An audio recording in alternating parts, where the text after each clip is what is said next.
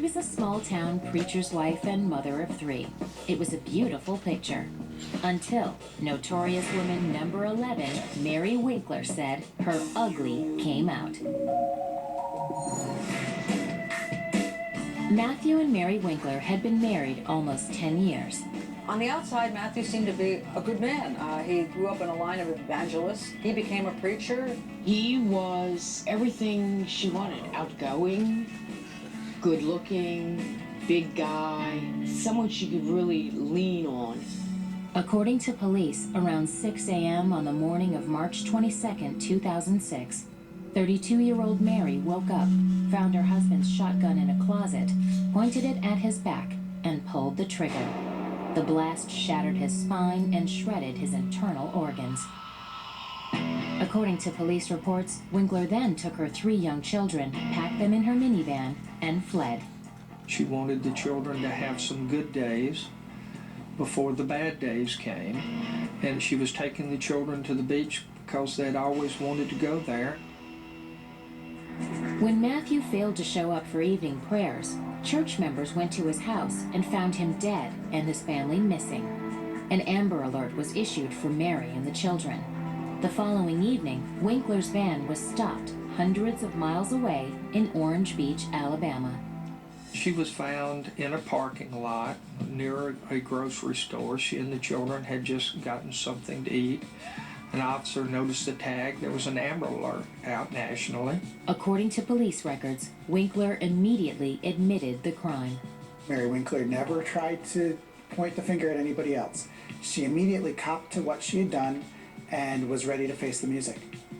The news portrayed this statement as a confession, but it wasn't. It was Mary's recitation of things that had happened. According to Mary, the Winkler household wasn't as blissful as it seemed.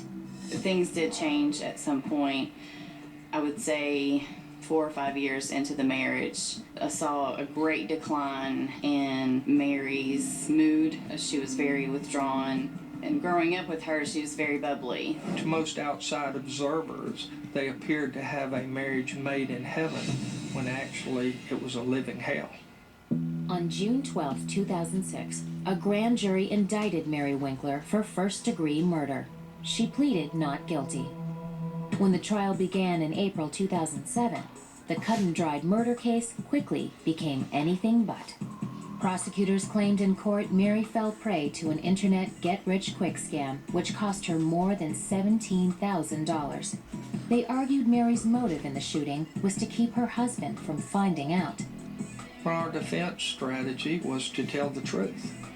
We wanted to present Mary as she was on that date. This shy, timid, mousy girl who was dominated by a charismatic husband who had been suffering through years of abuse, and finally one day something happened that caused her to snap.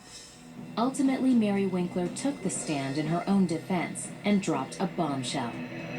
She told the story that her husband made her put on wigs and high heels and engage in bizarre sexual acts, and given this guy was a preacher of a community and things were kept secret, I think people felt really sorry for her. Her life was controlled. She was told when to eat, when to sleep, what to cook, what to do with the kids. Mary's testimony was a complete shock to myself. I knew that there were problems in the marriage. I did not know they were so drastic. They were so severe. After 6 days of testimony, the case went to the jury. On April 19, 2006, a panel of 10 women and 2 men found Mary Winkler guilty of the lesser charge of voluntary manslaughter. She was given 3 years, and from those 3 years she would be required to serve 210 days. The judge also said that she could spend the last days of that confinement at a treatment center for post-traumatic stress. On August 14, 2007, Mary Winkler was released from a mental facility to begin serving the remaining 29 months of her sentence on probation. Her life is still in reconstruction. I just got a text message from her the other night and it said, Thank you for allowing me to tuck my children in bed tonight and kiss them goodnight. I think she's doing fine. We're counting down to the #1 most notorious woman. The surprising choice is still ahead.